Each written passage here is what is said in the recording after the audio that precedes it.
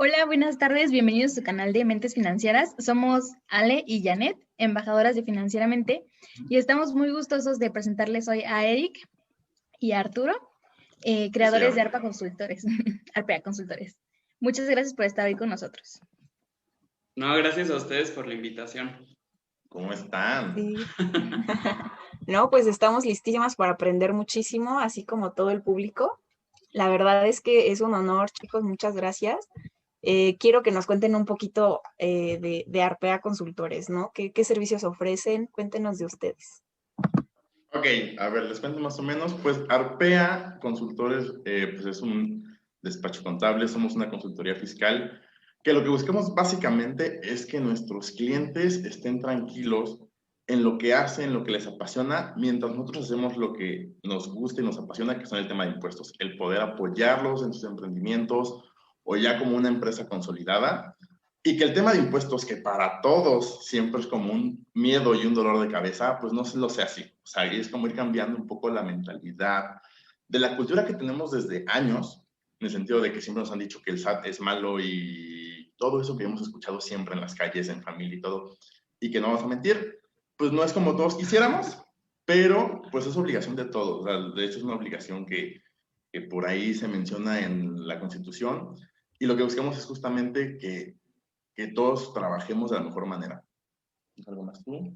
No, bueno, lo único más que podría agregar es que al igual que ustedes, igual somos 100% WAC. Sí. Entonces también es el estandarte de Arpea. Claro.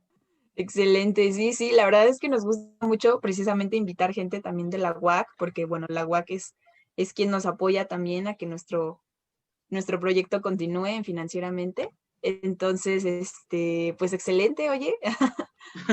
Acá ustedes mencionaron esta parte de que es una obligación, ¿no?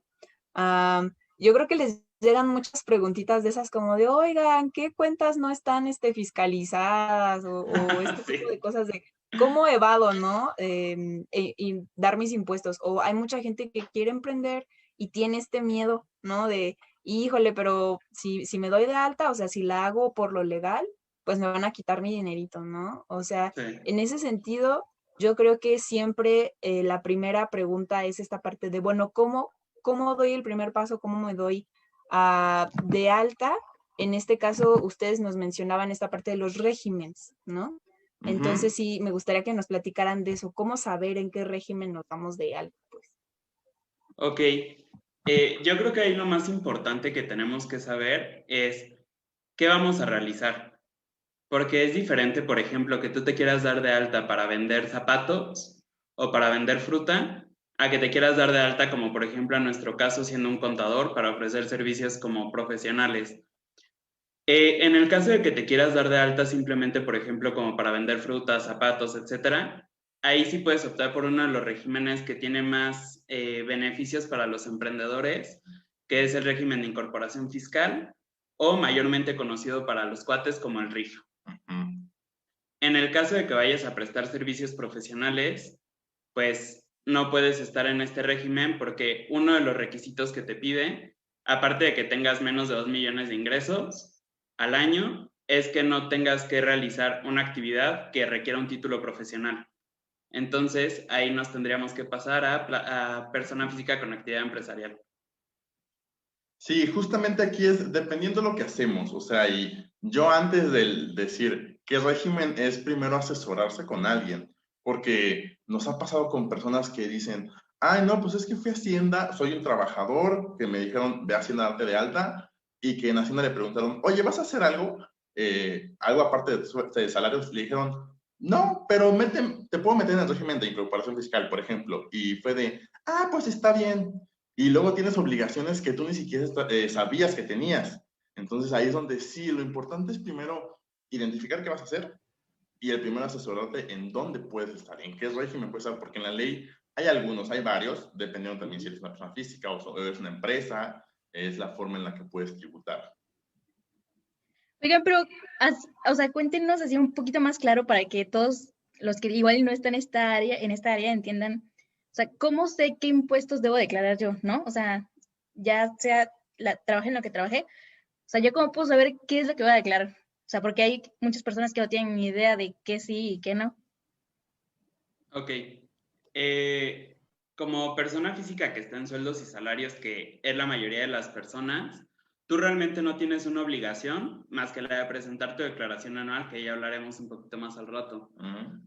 Porque tus impuestos realmente los paga por ti tu patrón. Entonces, ellos cada quincena, semana, mes de tu nómina te toman una pequeña parte y esa parte que se le llama retención, ellos lo pagan al SAT en tu nombre. Entonces, el SAT sí recibe de alguna forma los impuestos de tu parte. Pero en el caso de que ya estés realizando un emprendimiento, creo que depende mucho de la actividad que vayas a realizar.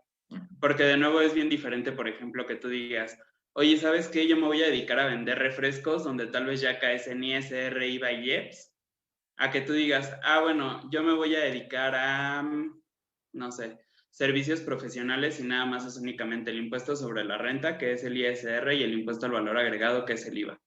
El IEPS es el impuesto especial sobre producción y servicios, y bueno, está solo en ciertos productos.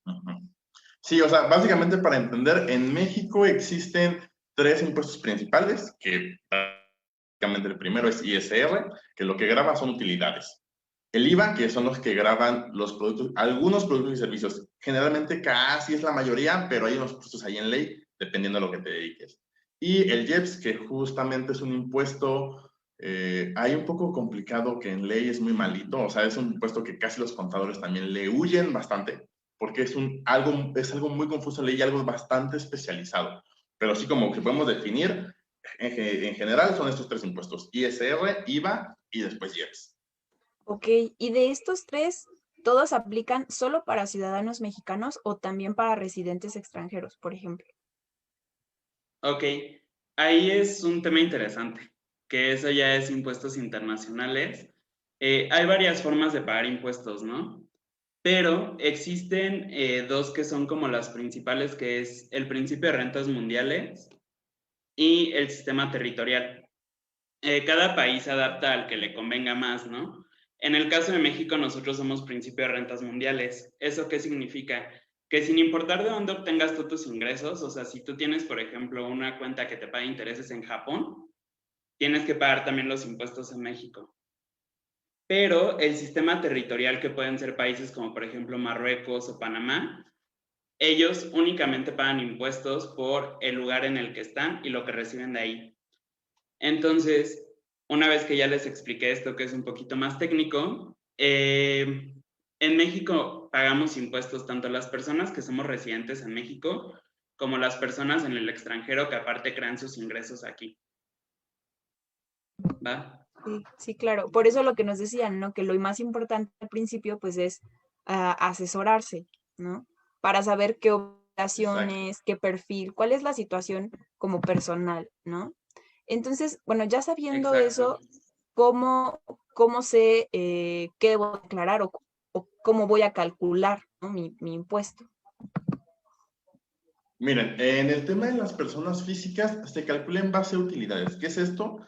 Que dependiendo, o sea, tú declaras tus ingresos, pero también tus gastos. Si haces una resta y lo que sale, la diferencia, si es mayor tus ingresos a tus gastos, tú pagarás sobre una cosa que, bueno, se llama utilidad gravable o base gravable.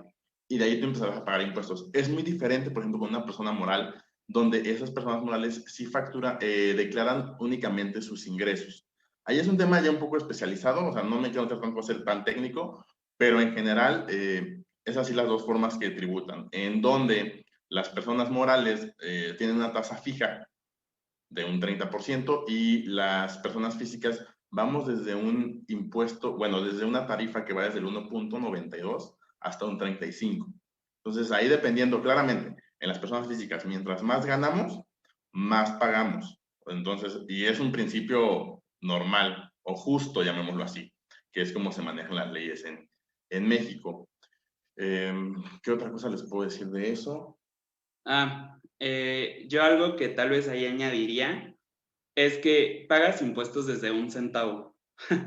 O sea, digo, ahí tal vez ya es una cantidad ridícula que ni siquiera puedes ir al banco a pagar, pero las tarifas de ISR que nos mencionaba Arthur, que van desde el 1.92 hasta el 35%, están desde 1 centavo. Entonces, ahí es bien importante porque justamente en los últimos años han estado corriendo ahí como algunas fake news de que, por ejemplo, únicamente si recibes ingresos por más de 5,000 pesos pagas impuestos. Realmente no, o sea, la tarifa del ISR sí va desde 1 centavo hasta el límite que ustedes le pongan.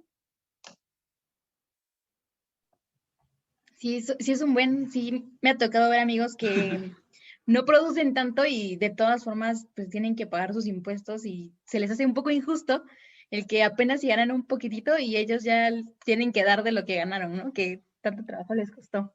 Sí, exacto. Exactamente. Sí, y ahí es Ajá. Bueno, te escucho, Ale. No, habla. Ay, que justamente ahí sí también es un tema, complicado, porque es muy normal que justamente cuando estás emprendiendo, y creo que es más en el tema de jóvenes, o cuando deseas emprender, en cualquier momento de tu vida, que dices, oye, pues a partir de cuándo tengo que empezarme a darme de alta, desde que genere 1 centavo, o desde que empiece ya a generar 5,000, o desde que ya a mí me queden 5,000. O sea, es ahí un tema donde como emprendedor también nos da mucho miedo, porque decimos, ay, ya es dar un paso de adulto y tener que pagar impuestos. Entonces, sí, lo que yo les puedo recomendar a los que nos pueden estar escuchando ahorita es asesórense, porque hay muchas formas de que puedan no pagar impuestos, o sea, pagar impuestos lo que es, lo justo, pero sabiendo cómo hacerlo, o sea, porque eso es lo más importante, o sea, es el de entender el cómo cada persona hace negocios, o sea, porque no es lo mismo que un contador que únicamente, en nuestro caso, que nada más consigue clientes de boca en boca. A nosotros a lo mejor meternos ya un poco en tema de redes sociales y que a lo mejor alguna persona nos diga, oye, quiero una asesoría contigo en internet. O sea, cada quien hace negocios de diferente manera y eso es algo también súper importante que como nosotros como contadores tenemos que entender. Porque puede haber 300 zapaterías, 500 gasolinerías, pero cada una va a tener una forma específica en hacer las cosas. Y eso es lo que también nosotros como contadores tenemos que entender. Sí, claro que sí. Pero, bueno, ¿saben qué? También he escuchado mucho sobre la base del impuesto.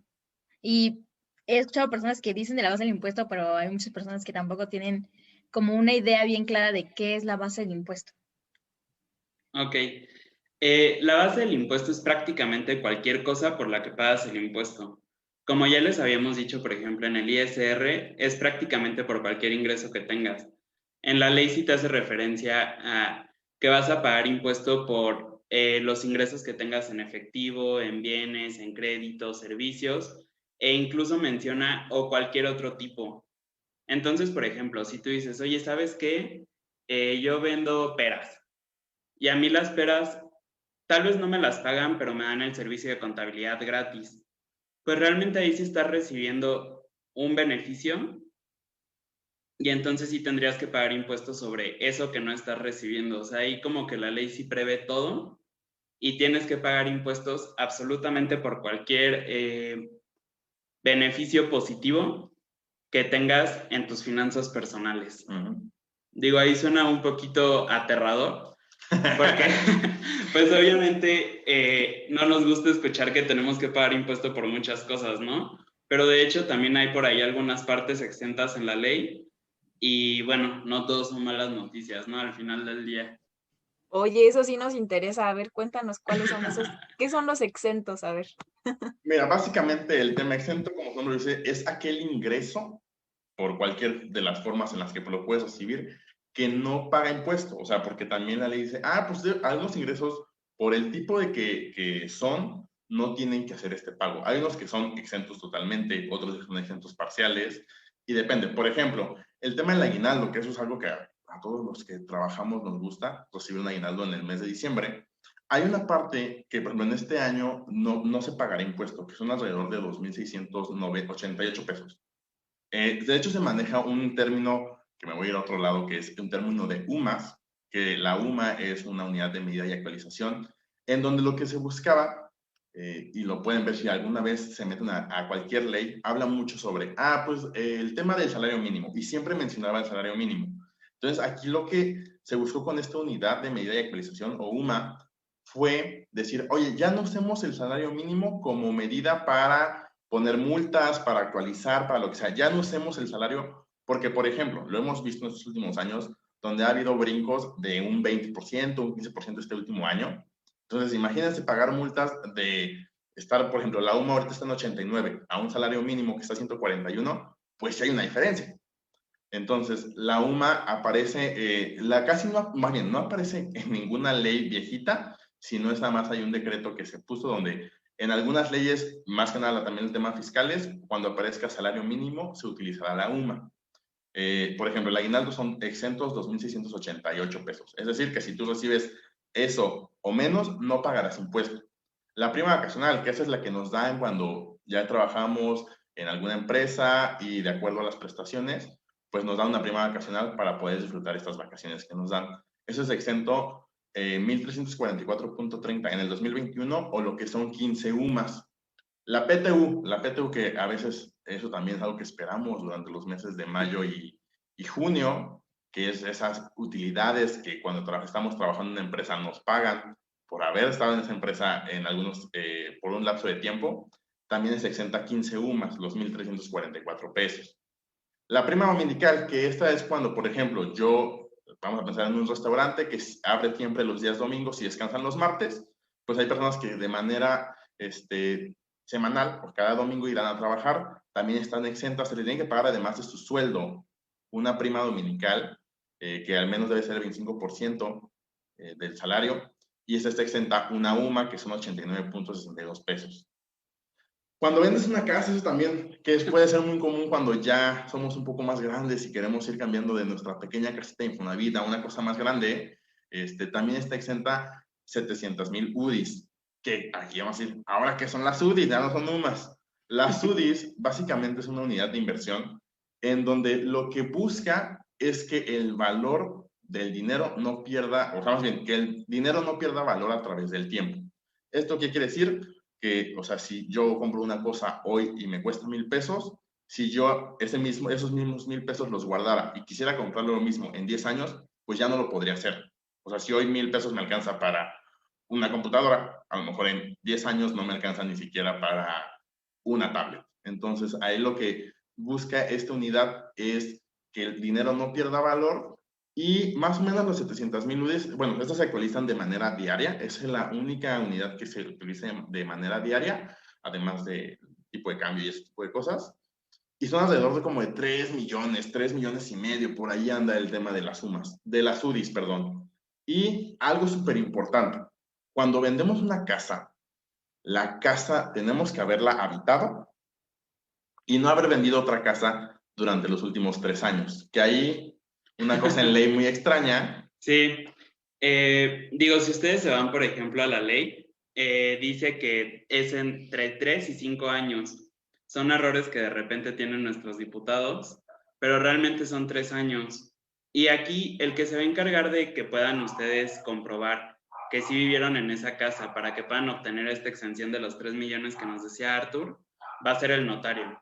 O sea, ustedes lo único que tienen que hacer es que, por ejemplo, con recibos de luz o, bueno, recibos de servicios o bien su INE, la fecha de expedición y demás, puedan comprobar que han estado en esa casa por esos últimos 3 años. ¿Ok? Por ejemplo, las herencias, que también es algo que algunos afortunados tenemos, bueno, tienen la fortuna de tener una herencia, también es exenta, pero también es súper importante que sea ante notario. No decir, pues ya me toca a mí esta parte y ya. O sea, porque no te lo pueden grabar. Los donativos entre cónyuges, esposos, también son exentos, pero es súper importante aquí. Ya sabemos que ahora somos muy modernos, no nos gusta el compromiso, pero deben ser esposos de manera civil. Si son nada más concubinos, estos pudieran llegar a gravar el impuesto. Igual, son exentos cuando les damos dinero a nuestros hijos, a nuestros nietos, a nuestros papás, a nuestros abuelos, bisabuelos. Eso se llama que son ingresos, bueno, es una línea recta de ascendentes y descendentes y no se pagará impuesto de ninguna manera. Ahí nada más lo que nosotros siempre recomendamos es que dependiendo del monto y que se asesoren, vayan con el notario, porque el notario también es el que da fe de que fue una donación. Y ese también es un pequeño tip. Cuando hagan estos depósitos, bueno, debe ser en transferencia lo más recomendable o algún cheque o lo que sea de cuenta a cuenta. Y que en el concepto, por ejemplo, en el caso de ser transferencia, sí le pongan el concepto como donación, para que quede muy claro de que justamente fue una donación. Y por ejemplo, si me pueden decir, no, pues ¿sabes qué? Es que yo le doy a mi hermano de manera mensual 5,000 pesos. También puede pasar, o algún tío o lo que sea, que le quiero donar dinero. Eso también son exentos, pero sí tienen un monto hasta casi 100,000 pesos, son 98,000 pesos, que son exentos. Si nosotros le donamos a nuestro tío 150,000 pesos, 98,000 no pagarán impuestos y la diferencia sí se tendrá que hacer un cálculo del impuesto. O sea, hay un tope, hay un cierto tope para... No inventes, es que hay muchísimos casos, o sea, creo que sí es muy necesario asesorarse, como que no te imaginas todo. Exacto, y aparte estas son solo algunas de las más comunes. O sea, pero ya, si te metes, por ejemplo, justo a la ley, vas a encontrar que hasta si haces inversiones, hagas lo que hagas, puedes encontrar por ahí una pequeña exención. Les digo que no todos son malas noticias. ¿Y cuáles Sí, son seguro. como...? No sé, ya hablar. No, decía que, o sea, que seguramente nos encontraríamos ahí varias buenas sorpresas, ¿no? De hecho, aquí nos Sí. escribe un comentario Fernando Conde en Facebook y nos dice, a mí me da miedo pagar impuestos, ¿no? Y precisamente por todo lo que venimos diciendo, porque a lo mejor son palabras que a nosotros se nos hacen bien rarísimas, ¿no? Lo de las monedas que nos decían ahorita, pero a fin de cuentas todo esto es en pro de ayudar a la gente, ¿no? O sea, no es de ponerles de pie, simplemente que es complicado y por eso necesitamos asesorarnos, ¿no? Si es algo nuevo, simplemente hay que averiguar. Entonces, aquí lo que me decían, me llamó muchísimo la atención lo que decían de la parte de los comprobantes, porque eso es algo que mis papás siempre han sido como de que, ya sabes, archivar, o sea, ¿cómo se llama? Por ejemplo, los recibos y todas estas cosas. Ahorita que por la pandemia se empezó a hacer como todos los pagos por internet, ha sido un conflicto para ellos, ¿no? O sea, también ellos ya están grandes, entonces es como de, ay, es que yo necesito como lo de recibo, ¿no? Y pues ahí hemos tenido que buscar otras opciones de, ok, si necesitas este comprobante, lo podemos tener aquí, ¿no? Por ejemplo, con las transferencias, con las cuentas de banco, ¿no? Entonces eso fue como algo nuevo para ellos, ¿no? Pero esta parte de las transferencias, precisamente cuando pones ahí el concepto, hay mucha gente que juega mucho con esos conceptos y seguramente se meten en problemas con eso. Hemos visto cada cosa que hasta pena nos daría decirles. Sí. No digas. Sí, o sea, justamente, eso también es la importancia que, claro, o sea, y también lo puedo decir, a lo mejor yo alguna vez lo llegué a hacer más, o sea, sin tener esta conciencia de la importancia que tiene el hacer una transferencia con un depósito de cualquier nombre, lo que sea. No voy a decir ejemplos porque, o sea, he encontrado ejemplos muy malos, pero sí, o sea, tienen que tener mucho cuidado, porque justamente el poner un concepto, cualquier concepto gracioso, que nos parezca, ay, pues lo quiero molestar, eso puede ser un problema de que si Hacienda revisa esa cuenta bancaria, porque, oh sorpresa, Hacienda también revisa nuestras cuentas bancarias y tiene todas las facultades para hacerlo. Todas. Una noticia que a lo mejor algunos no van a saber, todas las cuentas son fiscales, no existen ya las cuentas personales y no, todas son fiscales, Hacienda puede usar cualquier cuenta. Y si justamente en el concepto le pones, vamos a pensar algo más tranquilo, pago de zapatos, y esta persona no declara impuestos, ya le estás diciendo a Hacienda, pues ¿sabes qué? Yo vendo zapatos. Entonces es súper importante el tema de cuidar los conceptos en las transferencias. Y lo que menciona, por ejemplo, el tema de la donación de los papás, a veces con abuelitos también es un tema muy complicado de que la abuelita, el abuelito te dio el dinero en efectivo y tú lo depositas a tu cuenta bancaria, vas a un cajero y lo depositas. Ahí también es un problema porque ahí Hacienda no tiene forma de rastrear de dónde salió el dinero y cómo ingresó a tu cuenta. Entonces también ahí es súper complicado que Hacienda te crea que fue una donación de tu abuelita y probablemente tengas que pagar impuestos por eso. Entonces hay que tener también mucho cuidado. Gracias. Nada más ahí a Conde, un saludo a Fer, no le tengas miedo a SAT, no le tengas miedo a pagar impuestos. Sí es algo complicado, pero es algo que todos lo tenemos que hacer de una forma u otra y en algún momento lo vamos a hacer. Claro.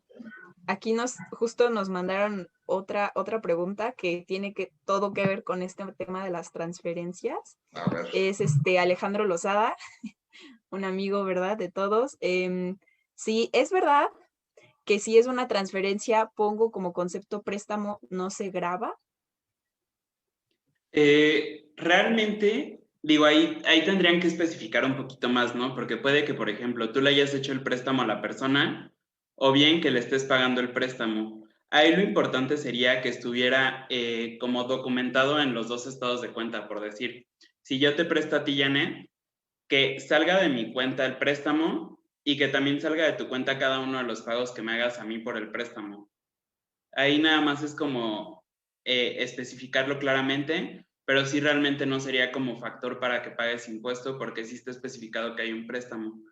Y ya como poniéndonos muy elevados, lo mejor sería que siempre hay un contrato entre las dos partes, pero pues bueno, eso no siempre se da en la práctica. Claro, queremos confiar en la palabra de las personas, ¿no? Sí. Perfecto. Y nada más para desambiguar, no sé si por ahí hay algunos que hayan escuchado este término, ¿no? De grabar. Tiene que ver con, bueno, yo estoy entendiendo, ¿verdad? Díganme si no, que este concepto se refiere como a que haya una sanción. No. El tema de Ok. grabar es más que nada vamos a decir lo que me preguntabas antes, la base del impuesto, es lo que graba el impuesto. O sea, por ejemplo, si yo vendo zapatos, pues a mí me graba para el impuesto sobre la renta porque estoy generando una utilidad y además me graba para el impuesto al valor agregado porque de acuerdo a la ley del IVA, pues ese zapato lleva IVA. Entonces, más que nada es un tema, si a veces son como conceptos que en la normalidad podemos entender y de una forma, pero a veces en el tema fiscales o legales tienen otro contexto. Entonces sí, es importante mencionarlo. El tema de grabar, el tema de que está sujeto a un impuesto. Ok, perfecto. Gracias por explicarlo. Y ahí por si había algún otro confundido que estaba teniendo problema con el concepto, ya se aclaró. Perfecto. Oigan, y lo que nos interesa, sí, a la mayoría, o lo que muchos quieren saber es cuáles son las deducciones que nosotros podemos hacer, pues. Porque obviamente todos quieren pagar lo menos posible. Entonces, Sí. Ahí es bien interesante porque va a depender, obviamente, como ya lo hemos dicho en toda la plática, de a qué te dedicas. Si, por ejemplo, tú eres un emprendedor y vendes los zapatos, que es igual el ejemplo de siempre, pues obviamente para ti la deducción va a ser la compra de los zapatos, el pago de la renta del local, el pago de las personas que te apoyan, etcétera. Pero obviamente al nosotros ser, por ejemplo, empleados en alguna empresa, pues no tenemos tal cual una forma de realizar deducciones porque la ley no nos deja. Sin embargo, lo que sí nos permite es que hagamos unas deducciones en la declaración anual.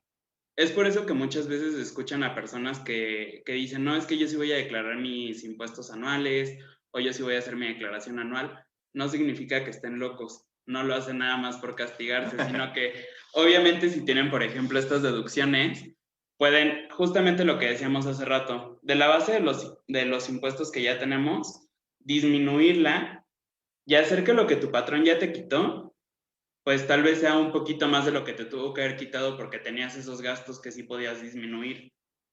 Y entonces vas a tener un saldo a favor y te lo van a regresar y te lo puedes gastar en lo que quieras. Pero bueno, las deducciones son prácticamente, por ejemplo, para la declaración anual, honorarios médicos, perdón, que pueden ser dentales, hospitalarios, psicología, nutrición, psiquiátrico. Pero aquí es bien importante que sí sea con un profesional de la salud. No puede ser de que, oye, ¿sabes qué? Ella anda, no sé, asesoría psicológica, le marco diario y entonces, ella es mi psicóloga de cabecera. No, porque realmente no es un profesional de la salud. Sí tiene que ser alguien que tenga su cédula de psicólogo y que te pueda expedir a ti una factura para que lo puedas amparar. También hay por ahí algunos otros gastos que puedes llegar a tener, que son los gastos funerarios. Digo, la otra vez estábamos entrando ahí en un conflicto Artur y yo porque, pues digo, si bien ya lo vas a tener que desembolsar, pues afortunadamente lo puedes deducir, pero pues obviamente es una deducción que nunca queremos tener.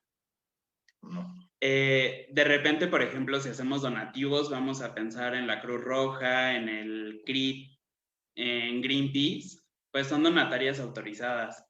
Entonces, nosotros les podemos depositar 1,000 pesos ellos nos dan una factura por esos 1,000 pesos y nosotros eso lo disminuimos en la declaración anual.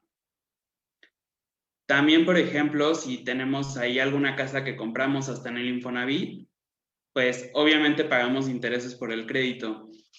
Entonces, la diferencia de los intereses que pagamos y la inflación que tenemos durante un periodo se le llama interés real.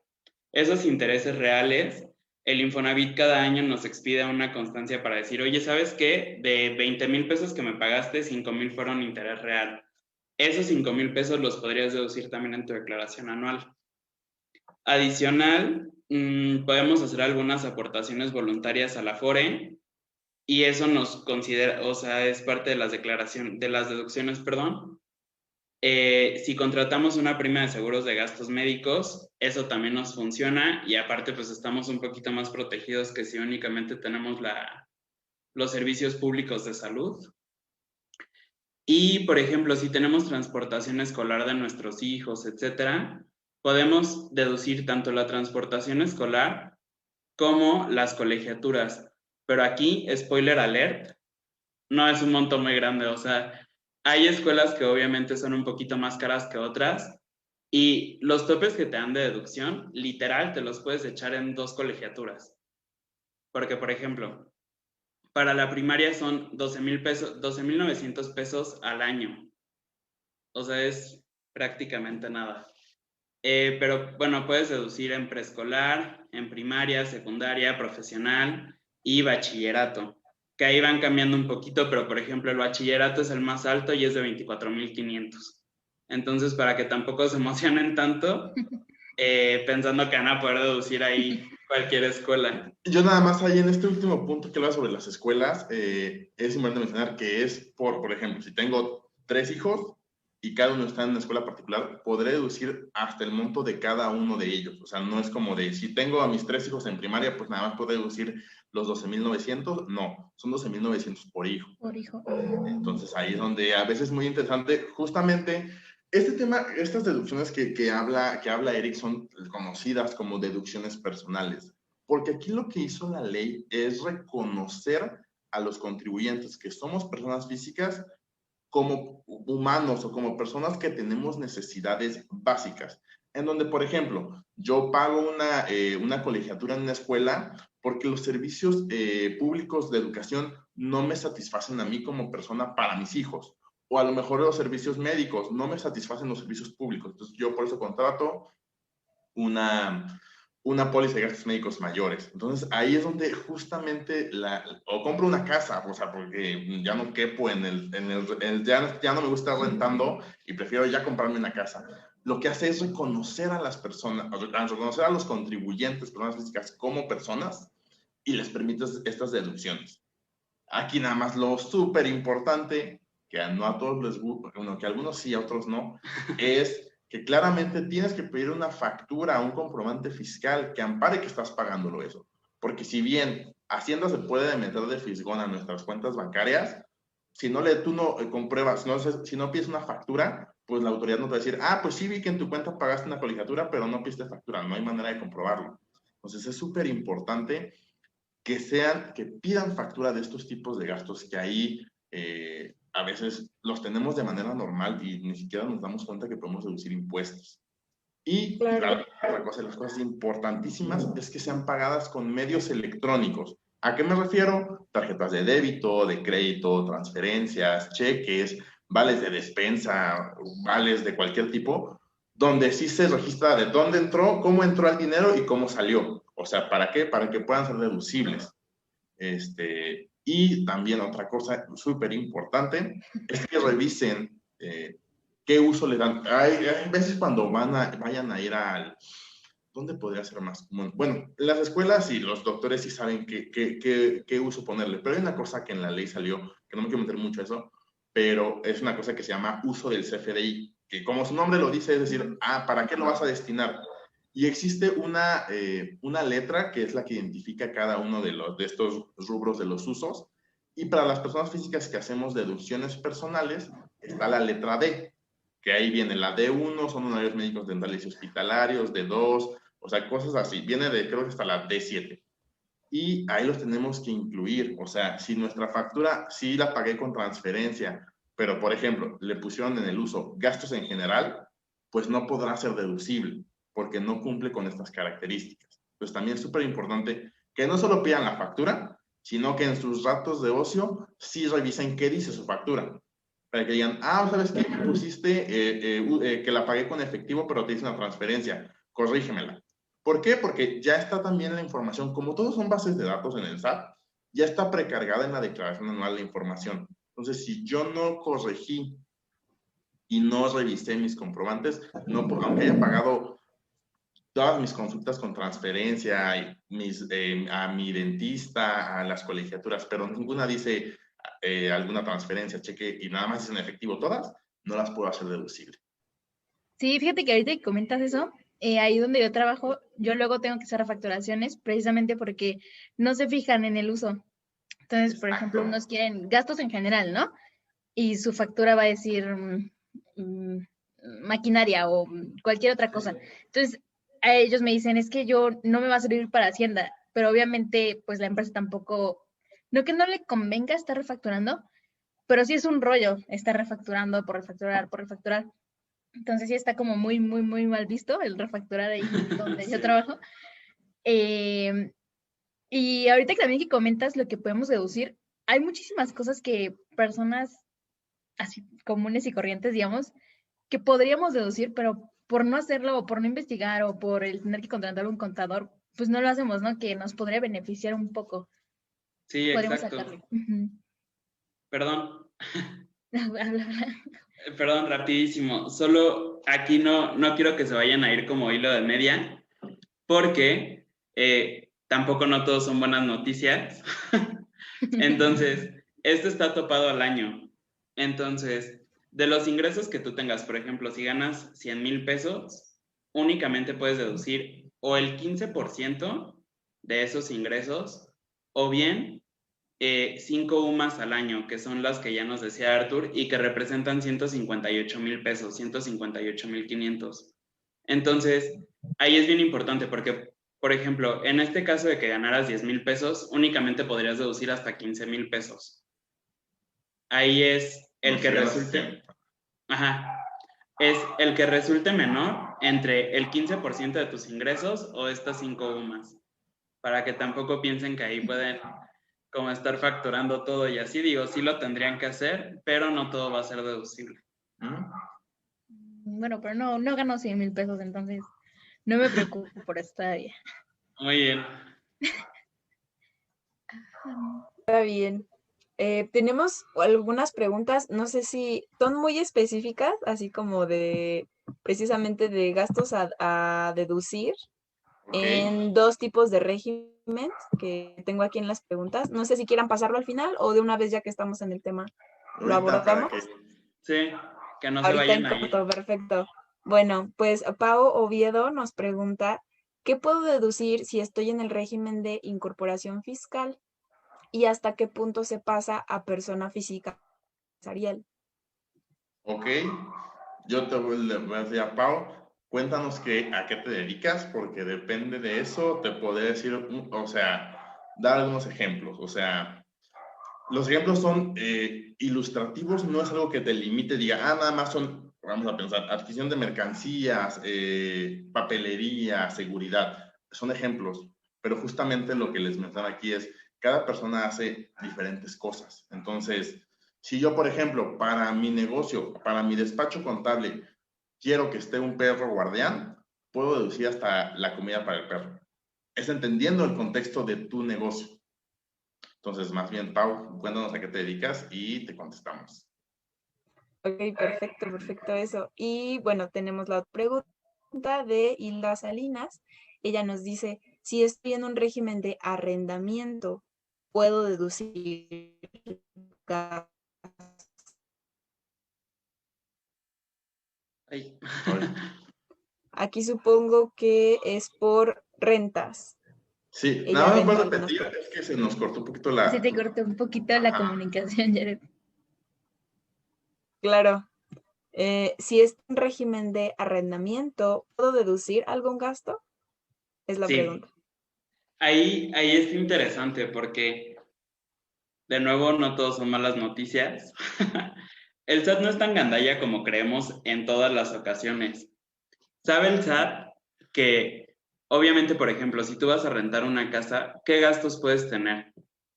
Prácticamente solo la pintura, que tal vez lo hagas como cada que salga un inquilino, no sé. Las reparaciones que puedes hacer por lo mismo. Exacto, o sea, pero son como gastos muy esporádicos que vas a realizar como una vez cada año, el predial, por ejemplo. Entonces, ahí el SAT nos da dos opciones, donde tú puedes decidir si quieres deducir tus gastos reales, porque tal vez, por ejemplo, le pagas a un velador y le pagas al contador y pagas diferentes como personas que estén al tanto del inmueble, o bien puedes deducir directamente y sin comprobar el 35% de tus ingresos. Entonces, ahí está interesante porque si tú rentas una casa, por ejemplo, en 10,000 pesos, no pagarías impuestos sobre los 10,000 pesos, sino únicamente sobre 6,500, porque el 35% prácticamente te lo regala el SAT. Y ahí, por ejemplo, si tuviera gasto, o sea, si tuvieras gasto, Silda, yo lo que te diría es, hay que analizarlo, o sea, porque en este régimen de arrendamiento las deducciones son muy limitadas, o sea, son 7, o sea, literal son 7 y contadas. Entonces, no te permite mucho. Aquí lo que te dice la ley cuando empiezas a declarar cada año, es decir, en tu pago referenciado, cuando pagas impuestos, dice, ¿cómo quieres pagar? ¿Con la deducción opcional que dice Eric, el 35%? O con deducción comprobada, que son tus facturas, y tienes que solicitar facturas de estos gastos que tienes. Tú elegirás la que mejor te convenga, y aquí lo interesante de este régimen es que en la declaración anual, si te vuelven a preguntar lo mismo, oye, ¿cómo quieres deducir? ¿El 35% o tu deducción comprobada? Y a veces ahí es donde, donde los contadores o el contribuyente revisa de, pues ¿sabes qué? Sí gasté mucho porque hice una remodelación espectacular a la casa, al local, a lo que sea, y fueron más del 35, a lo mejor gasté un 40, un 45. Entonces, tú puedes cambiar al final del año el tipo de cómo comprobar tus gastos. Pero, obviamente, por ejemplo, si estabas con la deducción opcional del 35% y no estuviste deduciendo los otros gastos, sí tienes que tener facturas para poder comprobar justamente de que existe deducciones. Y en el tema del IVA es lo mismo, o sea, porque, vamos a ver, aquí es un principio como de impuestos. Si es deducible primero para ISR, es acreditable el IVA de nuestros gastos para IVA, depende de lo que estemos rentando. Entonces, si yo puedo, por ejemplo, puedo tener mi teléfono y pagar gasolinas, pero esos gastos no son deducibles en el régimen de arrendamiento. Entonces, el IVA de esos gastos a mí no me sirve para nada. Entonces, ahí sí, ahí yo te recomendaría, Hilda, acércate a Arpea. Ahí es una consultoría rápida que podemos hacer para analizar cuál es lo que mejor te conviene y entender tu situación. Está buenísimo eso. Entonces, sí, efectivamente ya depende muchísimo, ¿no? De, como ustedes dicen, de estos casos particulares. No vi aquí que Pau me respondiera nuestra pregunta, pero bueno, continuamos, porque veo aquí preguntas sobre el depósito del saldo a favor y esto, pero me parece que podemos pasar a, a, a lo de la declaración anual precisamente, ¿no? Para empezar a hablar de esto. Perdón, Y rapidísimo bueno, ya. sí. Es que Pau también había preguntado en qué caso se sale del RIF. Y eso Sí. nada más como para no dejarlo ahí volando, porque va a decir que no le contestamos ni uno ni otro. Lo de en qué caso se puede salir del RIF. Al ser un régimen que tiene tantos beneficios, también está como muy limitado en qué casos sí puedes estar y en qué casos no. El más común es o que empieces a prestar, por ejemplo, servicios que sí requieran un título profesional. Como lo mencionamos al inicio, puede ser, por ejemplo, nuestro caso como contadores, porque pues obviamente para que nosotros prestemos el servicio sí debemos de tener una cédula profesional. Entonces, ese es uno de los puntos. Otro de los puntos es que tengas más de 2 millones de pesos a lo largo de un año. Ahí es bien importante, digo, en promedio son como 166,666 al mes, pero el SAT no hace el cálculo mensual, lo hace cada año. Entonces, si de repente tú, por ejemplo, tienes 10,000 pesos en cada mes, pero en un mes te pagaron 3 millones de una venta extraordinaria que hiciste, ya perdiste el RIF y te tienes que salir. Y otro de los casos que hay es que tengas por ahí algunas declaraciones que no has presentado y que el SAT ya te requirió, que son 3, y a la tercera que te requiere el SAT, vaya el RIF.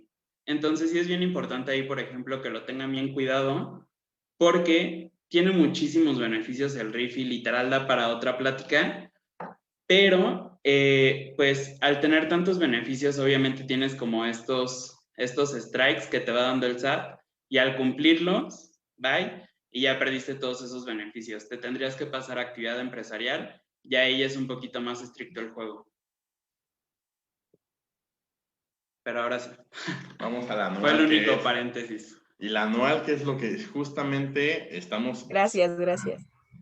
cerca de la declaración anual, que es lo que también nos interesa en esta plática, que justamente las personas morales presentan su declaración anual durante los primeros 3 meses del año, de enero a marzo, y las personas físicas la presentamos durante el mes de abril.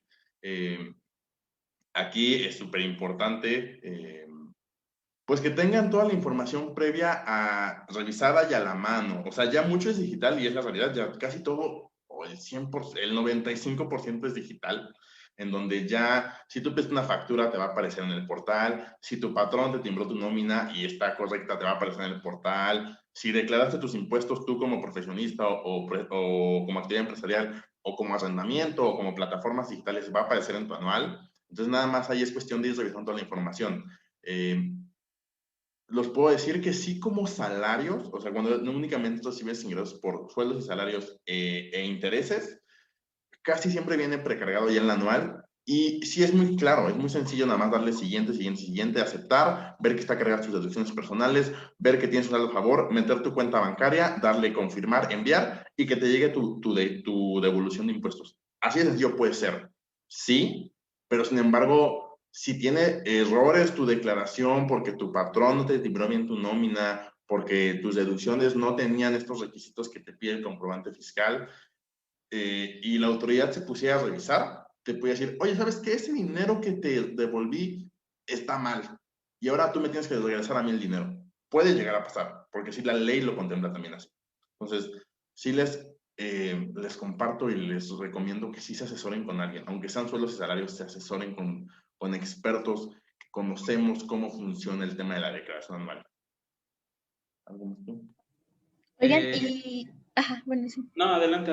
Okay. Bueno, lo que yo quería saber era, o sea, ¿qué pasa, no? Si yo digo, ay, no quiero declarar o no quiero pagar, bueno, hay impuestos que los tengo que pagar porque los tengo que pagar, ¿no? Pero cierto tipo de impuestos que yo digo, ay, no los quiero pagar o no quiero declarar, o sea, ¿pasa algo? Ok.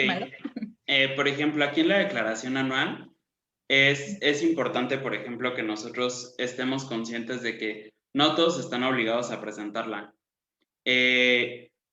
Estás obligado únicamente a presentarla si tuviste ingresos mayores a 400,000 pesos, si trabajaste para 2 o más patrones en el mismo año, y esto es un poquito por las exenciones que les decía Arthur, porque probablemente los dos te paguen el aguinaldo y los dos te van a descontar esa pequeña parte exenta, pero pues obviamente al ya sumarlos los dos, ahí puede que ya te pases y tengas que pagar un impuesto, ¿no? Y obviamente el SAT no quiere perder, entonces ahí sí estás obligado.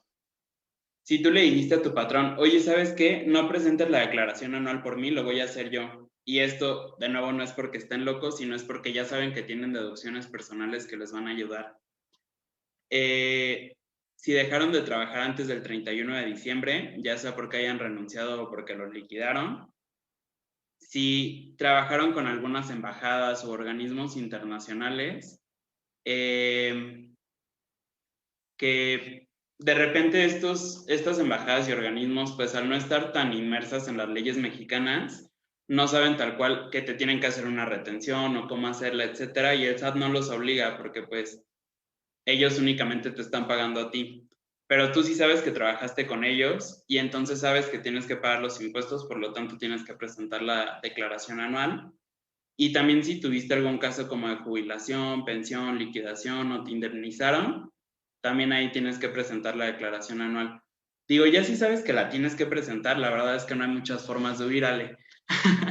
Pero ahí sí puedes aplicar como algunos truquitos que es como decirle al SAT, oye, ¿sabes qué? Sí te quiero pagar, pero dame chance de pagarte esto que te tengo que pagar en 6 meses, por ejemplo, que es una de las facilidades que de repente dan. Y en lugar de que, por ejemplo, si tienes que pagar 10,000 pesos, los pagues todos de jalón en abril, los puedes pagar sin, digamos que, sin intereses, entre comillas, durante los próximos 6 meses. No sé si tú comentarías algo más.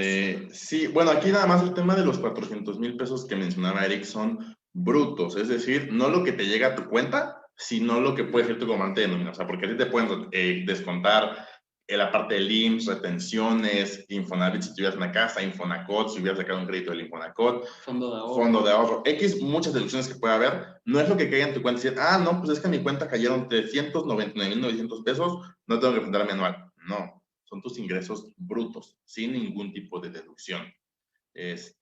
Únicamente eso y esta facilidad que da el SAT de los pagos en parcialidades es algo que funciona mucho justamente también para las personas que son sueldos y salarios, donde claramente si por cuestiones de que tienen 2 trabajos tienen que pagar un impuesto porque casi siempre les va a salir un impuesto a cargo o es casi imposible que se haga un impuesto a favor y siempre van a pagar impuestos, digan, oye, pues es que yo soy una persona que trabajo y pues apenas me alcanza para pagar, pero sí quiero ser formal, o sea, sí quiero ser un buen contribuyente, un buen ciudadano, un buen mexicano y quiero pagar mis impuestos, lo puedo hacer en 6 meses y es una facilidad que funciona mucho. Nada más ahí es importante que sí los paguen en tiempo porque si no ahí se vuelve más complicado.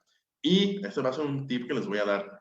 Si no pagan en tiempo, nada más paguen al menos la primera parcialidad, si lo hacen en estas hasta 6 meses que lo pueden hacer, paguen la primera a tiempo, porque es más fácil poder llamar al SAT y decirle, oye, ¿sabes qué? Se me pasó la línea de captura o la línea para pagar impuestos, la 2, pero te van a preguntar, oye, ¿sí pagaste la 1? Y si no la pagaste, tienes que pagar ahora sí todo de jalón. Entonces es un tip que les puedo dar para antes de su anual. Si van a optar por pagar en parcialidades porque hay un impuesto a cargo, sí paguen la primera. Yo aquí ya súper poniendo atención para nada más pagar la primera. Lo bueno es que queda grabado y lo puedes volver a escuchar. Sí. Exacto. Aquí los tips. No, pues está buenísimo esto que nos dicen y sí, o sea, existen, ¿cómo decir? Como excusas válidas para no pagar impuestos, o sea, en el sentido de decir, oye, ¿qué pasa si de plano no puedo pagarlos, no? O sea... Ok. Digo, realmente no existen como las excusas, ¿no? Porque el SAT te va a decir, o sea, entiendo que no me los puedas pagar, pero si me los estás pagando es porque generaste dinero, o sea, ¿qué le hiciste ese dinero? Lo que de repente es el SAT, porque les digo que no es tan gandalla siempre, es que, por ejemplo, cuando hay como algunos desastres naturales como los terremotos o de repente ahorita en la pandemia, da ciertas facilidades. Por ejemplo, la facilidad que dieron el año pasado es que la declaración anual se presenta durante el mes de abril, o sea, hace del 1 al 30. Pero el año pasado lo que hicieron fue que la patearon hasta junio.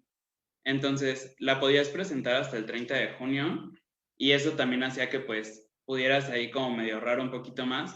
Y también por el tema de las devoluciones, porque si presentas tu declaración anual durante el mes que tiene que ser o durante el periodo que el SAT te dice que tiene que ser, en lugar de que te vayas a los 50 días de la devolución que está en la ley, son 5 o 6 días hábiles. Entonces ahí está interesante porque en una semana ya tienes tu dinero en tu cartera y ya te lo puedes ir a gastar. Digo, ahorita no hay mucho en qué gastártelo, no te puedes ir al cine o a un concierto, pero pues ya te lo puedes gastar hasta en la despensa si quieres. Digo, no hay excusa válida, pero pueden ahí optar por eso. Ya. Y ahora sí quisiera abordar esta preguntita de cuánto tiempo tarda el SAT en depositar el saldo a favor, porque creo que no recuerdo haberlo escuchado todavía. Ok. Sí, bueno, ahí justamente lo que mencionaba Eric. Si tú la presentas durante el plazo que debe ser, que vamos a pensar ahorita porque no ha salido más información, durante el mes de abril, si la presentas del 1 al 30, aunque la presentes del 30 a las 11:59, te devolverán este dinero que es generarse como saldo a favor en un plazo máximo de 5, dice según la página del SAT, pero son como 5 o 6 días hábiles. Si no la presentas en ese tiempo, se puede ir hasta 80 días. O sea, 80 días en que te devuelvan. ¿Por qué? Porque ya ahí tú le haces un requerimiento personal a la autoridad, decirle, oye, ¿sabes qué? Quiero que me devuelvan mi dinero. Y la autoridad es muy desconfiada de todos nosotros como contribuyentes. Entonces, decir, no te creo. Y te va a pedir unos ciertos requisitos de, por ejemplo, mándame en PDF, aunque ya tengan en su base de datos, tus comprobantes de nómina y tus comprobantes también de tus deducciones personales, para que yo como autoridad te crea, porque los revise una persona ya en las oficinas del SAT. Y ya tú en lo que juntas la información y se la mandas, pues te dan un plazo de 20 días para que tú les envíes la información. Después ellos tienen otros 10 días para decir, oye, ¿sabes qué? También me faltó que me enviaras esta deducción que según ellos no la pueden encontrar en su de cuenta. Quiero que me envíes el comprobante de que sí hiciste esta deducción, que pagaste tu seguro de gastos médicos mayores. Y te la van a pedir. Tienes otros 10 días para enviar la información. Y después de eso, la autoridad tiene 20 días, y todos estos días que les dije son hábiles, para que te digan, sí te lo devuelvo, o sabes que no, o te voy a devolver una parte, o lo que sea. Que a veces cuando devuelven en una parte, o sea, que no te devuelven todo porque no te creen, hay formas de recuperarlo, o sea, recuperar la totalidad del impuesto. Pues nada más es cuestión de acercarse. Y a veces ese trámite, cuando ya no presentaron en tiempo, es cuando se vuelve ya complicado para los contribuyentes, porque no se quieren meter en temas de, que no tengo que dar un escrito y lo que sea. Entonces ahí es a veces complicado. Sí, sí, sí, ya veo. Y ahorita estoy checando acá los comentarios otra vez y bueno, nos contestó Isla que muchas gracias por la ayuda, que los va a buscar porque pues sí, dijo, híjole, creo que me estoy perdiendo ahí de algunas deducciones muy buenas, ¿verdad? Entonces Sí. se va a asesorar.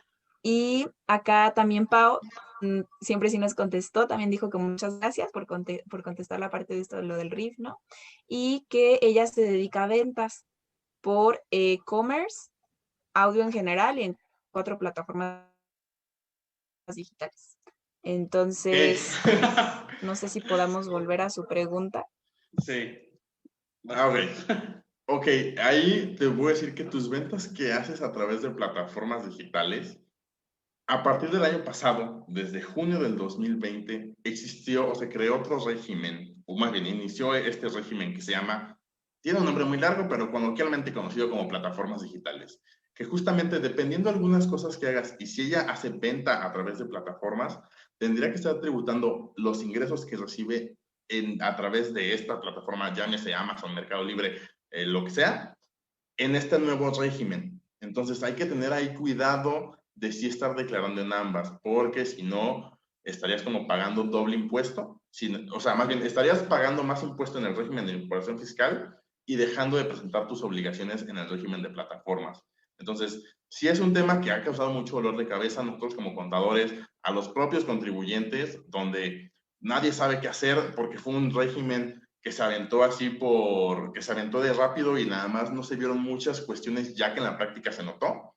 Ahorita en este 2021 ya han mejorado mucho el tema de cómo hacerlo más eficiente para todos, pero sí hay que cuidar el tema de cuando vendemos plataformas digitales, las más comunes puedo mencionar Amazon, Mercado Libre, Uber, Didi Food, Rappi, Airbnb, Booking, tienen que estar en otro régimen que se llama, de un nombre muy largo, pero es plataformas digitales.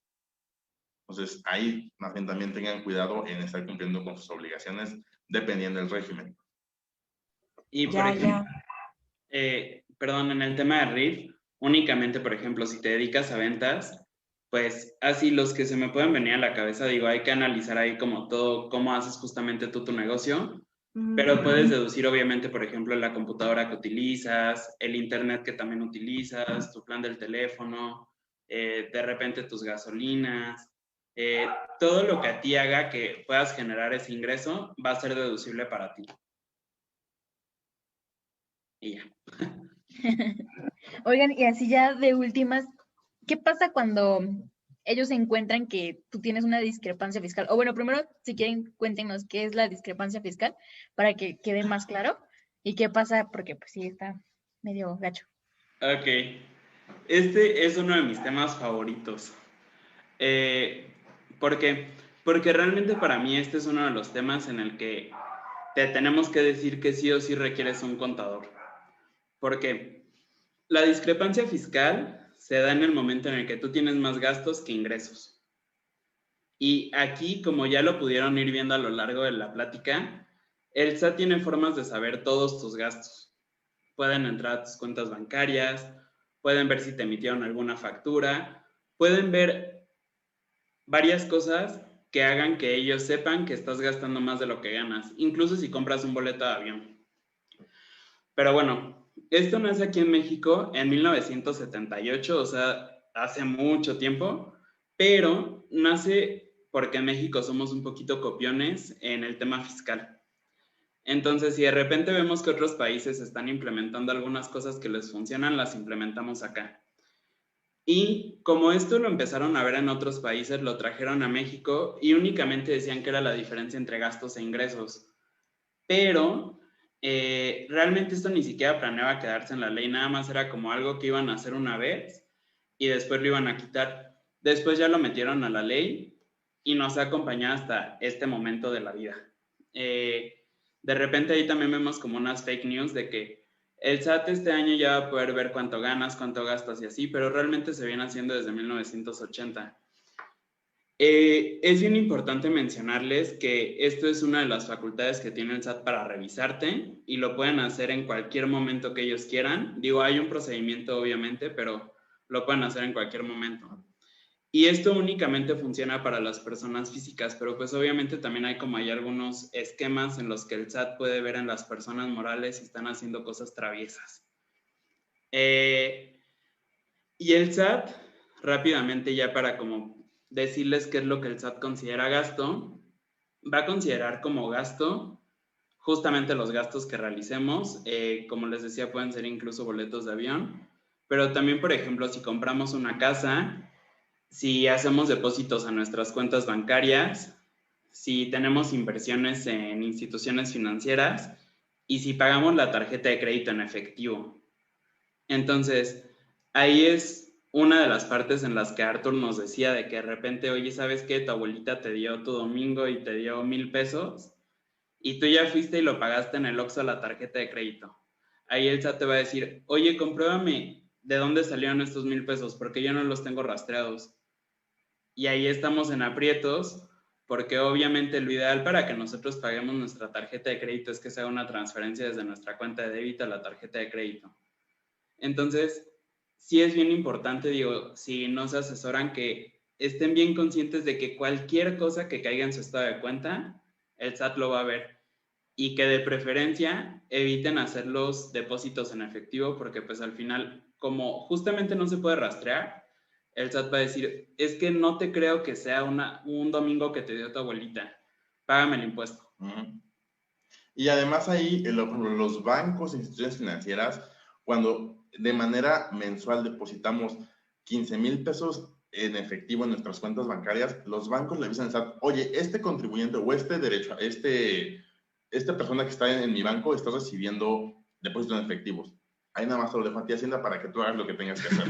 Entonces, sí, también, y es una práctica también muy común, o el tema también, por ejemplo, algo tan sencillo, el tema de las tandas. Eso también es algo bien sencillo y es discrepancia fiscal. Entonces, son prácticas que hemos tenido porque así hemos acostumbrado a usar, por ejemplo, el tema de las tandas, pero que después les va a llegar un requerimiento más de Hacienda que decir, oye, pues vi que tuviste tantos depósitos, vamos a pensar un impuesto, tuviste ingresos de 30,000 pesos durante este periodo y me debes 5,000 pesos de impuestos. Es decir, pues no fue ingreso, fue una tanda, pues sí, pero no es una forma, no es un ingreso que yo no tengo registrado con algún comprobante que tú hayas emitido o tu patrón, y pues me debes impuestos. Entonces, tengan cuidado con esas prácticas que hacemos de manera normal, pero que a veces a la larga Hacienda nos puede revisar. Y siempre es una posibilidad, o sea, puede que a escuchar a alguna persona que no, yo lo he hecho así, he trabajado así, o en mi cuenta siempre he depositado mis 15,000 pesos o 20,000 y no me ha pasado nada. Es una posibilidad, siempre puede pasar. Y aquí, solo para que no se vayan a asustar nuestras mamás, no significa que la tanda por sí sola sea mala, pero ¿cómo es el esquema normal de la tanda? ¿Sabes que ya me pagaron la quincena y le tengo que pagar a Juanita 1,000 pesos de la tanda? Entonces voy al cajero, retiro 1,000 pesos y le doy durante, no sé, 10 números, 1,000 pesos cada número, ¿no? Entonces ahí ya tienes 10,000 pesos que vas a recibir después. Y si tú vas y después los depositas a tu tarjeta de débito o a la tarjeta de crédito, es donde ya te generaron ahí este errorcito llamado discrepancia, y que aparte es equiparable a si estuvieras defraudando al SAT. O sea, es un delito y te pueden guardar tantito tiempo en la cárcel, que va creo que hasta 8 años. Entonces tengan cuidado con esas prácticas que hacemos de manera común. Aparte, me encanta que dices, no tengan miedo y empiezas con cárcel. Sí, así es a veces, pero sí. O sea, lo que intentamos justamente, y también es algo de lo de Arpea, buscamos hacer consciente a las personas. En este ámbito donde no nos gusta tanto, pero hacerlos conscientes, o sea, de que hay que estar asesorados, por tanto, decir, tú que únicamente tienes ingresos por sueldos y salarios, pues págale un contador mensual. No, porque no tiene sentido, pero sí en algunos casos de, por ejemplo, voy a vender una casa, voy a recibir una herencia, voy a recibir una donación, quiero entrarle a una tanda, quiero hacer cosas. Ese tipo de cosas sí es importante que se asesoren con un experto, alguien que sepa impuestos, que sepa cuál es la repercusión fiscal. La parte legal también es importante, claramente, pero sí, a veces pues, la parte legal y la fiscal pues, es lo mismo, entonces hay que cuidarlas de esos. Y bueno, hasta ahorita yo nada más eso. ¿Tú algo más? No. Bueno, pero hablando de eso de que asesoren, si quieren, pues pueden decir sus redes o algún contacto, porque yo creo que hay muchas personas que pues sí les interesaría informarse y asesorarse. Hey, miren, les contamos, bueno, en esta parte de ser disruptivos en cómo generamos la información y cómo generamos contenido de valor, estamos en Instagram y en Facebook como Arpea Consultores, ahí nos pueden seguir. Publicamos contenido de general, siempre es fiscal, pero sí enfocado como un tema muy específico, algo muy bajado, o sea, que no sea un tema de técnico y que digan, no le entiendo esto que están hablando estas personas. Sí tratamos de ser muy claros con la información y además todos los domingos a las 8 de la noche tenemos un podcast que está en YouTube y en Spotify que se llama Lavadero Fiscal, en donde justamente hablamos de estos temas, o sea, hemos hablado de la importación de un contador, del aumento, por ejemplo, que hubo en este año del salario mínimo y de la reducción del ISR, de las reformas que hubieron este año en la ley del ISR, del IVA, del Código Fiscal. O sea, tenemos temas que queremos que todos conozcan, que generemos una cultura tributaria, perdiéndole el miedo al SAT. Entonces, también ahí nos pueden escuchar, nos pueden ver y no sé, algo más tú. Prácticamente es eso. En cualquier lado nos van a encontrar como Arpea Consultores. Tenemos también nuestra página, etcétera. Es ARPEA, Arpea. Pero, por ejemplo, lo que decía Arturo, en YouTube y en Spotify nos pueden encontrar como Lavadero Fiscal. Y cada domingo ahí les estamos dejando un capítulo para que podamos ahí ir platicando de los temas que de repente tienen dudas. Ay, qué padre. Gracias. Sí, está perfecto. Igual y pueden, una vez que el videito esté guardado, pueden poner ahí un comentario, ¿no? Con los links y pues ya la gente puede ir ahí a los comentarios a buscarlos. ¿Qué tal? Perfecto. Claro, Nos parece muy bien. Vaya, Bueno, pues, sí. híjole, ha sido muchísima información. Mucha miedo, sí, no sé. No he hecho nada malo y ya me dio cosas. No tengan miedo, lo que estamos evitando, y justamente lo que mencionaba Eric, o sea, el tema de impuestos es muy amplio, o sea, el tema de hablar únicamente de un régimen te puede dar para una hora o más, entonces, también si las personas quieren que hablemos, por ejemplo, en algún otro episodio que nos inviten ustedes, de régimen de incorporación fiscal, de actividad empresarial, de actividad profesional, con gusto lo podemos volver a platicar. Qué bueno. Bueno, si es todo, yo creo que, pues de una vez, muchísimas gracias otra vez por su tiempo y por toda la información que nos compartieron. A ustedes. Yo creo que sí, nos han abierto un panorama muy grande y pues les va a ser muy útil a todos nuestros seguidores. También queremos agradecer a todos los que nos apoyan y nos ven desde sus casas, pues los sábados por la tarde. Y si esta información les ha sido útil, ayúdenos por favor con sus reacciones, comentar y compartir la información para que llegue a muchas personas que necesiten pues asesoramientos o personas que lo necesiten, porque pues siempre nos ayuda como mejorar, ¿no? Para ambas partes. Claro. También muchas gracias al apoyo de Ruge y de la UAC por la confianza en programas de educación. Y pues cuídense mucho a sus familias este fin de semana y ustedes también cuídense mucho. Gracias. Claro. Muchas gracias. No, gracias a ustedes. Aquí estamos para lo que necesiten.